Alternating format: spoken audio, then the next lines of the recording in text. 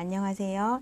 이번 시간에는 아동의 행동을 평가하고 진단하는 부분에 있어서 굉장히 의미 있는 학습의 내용을 이제 여러분들이 공부하시게 될 텐데요. 특히 이제 아동을 양육하고 교육을 담당하는 부모나 교사에게 아동의 행동을 정확하게 이해하는 것은 이제 이들의 성장과 발달 그리고 학습을 지원할 수 있는 실제적인 의미에 있어서 굉장히 매우 큰 의미라고 볼 수 있습니다. 그래서 이제 본 학습에서는 아동 평가에 대한 정의를 바탕으로 해서 아동 평가의 필요성이라든가 목적, 평가의 유형, 그다음에 유형별 특성과 지침에 대해서 알아보는 시간이 되도록 하겠습니다.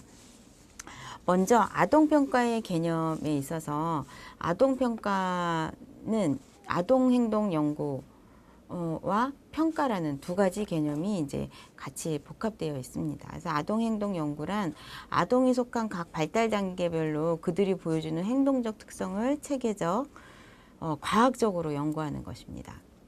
그래서 아동행동 연구를 통해서 아동의 성장과 발달, 학습 전반에 대한 기존 이론을 개선하는 데 목적을 두고 있습니다. 아동평가의 이제 필요성은 앞서서 이제 대략 이야기를 했지만, 학년 전 아동이 어린이집이나 유치원에 입소하기 전에 이들의 현재의 발달적 특성이나 상황에 대해서 정보를 얻기 위해서 진단평가를 목적으로 실시할 수도 있습니다.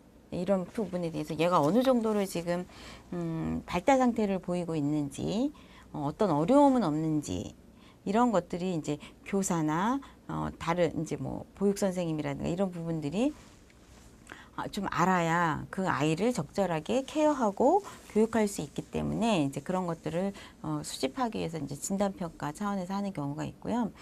어린이집이나 유치원에서 이제 아동이 또래나 교사와 상호작용을 하는 동안 교사나 원장이 아동의 놀이나 일상적 활동에 대한 계획적 또는 수시로 관찰 자료를 통해서 개인적 특성을 이해할 수 있는 기초적인 자료를 이제 일상적인 생활에서 수집하는 데 이제 필요하기도 합니다.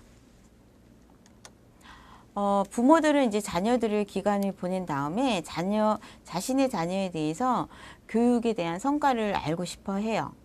얘가 어느 정도의 발달 상태를 보이고 있는지, 어느 면에서 내가 더 보호하거나 지지해야 될 부분들, 배려해야 될 부분은 없는지 이런 것들을 굉장히 많이 알고 싶어 합니다. 특히 이제 전체 아동기에 있어서 특히 영유아 시기가 굉장히 부모의 관심이 집중되어 있는 시기이기도 하죠. 그래서 굉장히 부모들이 질문도 많고 여러 가지 알고자 하는 의욕도 굉장히 많은 시기입니다.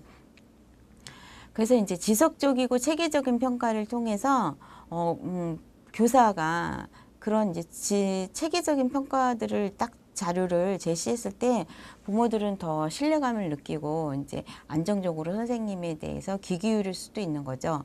그래서 이제 수집된 자료를 바탕으로 부모와의 개별 면담을 통해서 가정에서도 아동의 능력에 맞는 지도를 이렇게 해주십사 하는 차원에서도 이제 영유아 교육기관이나 그다음에 뭐 학령기 아동 이런 부분들이 가정하고의 연계에 있어서도 필요한 부분이라고 볼 수 있습니다.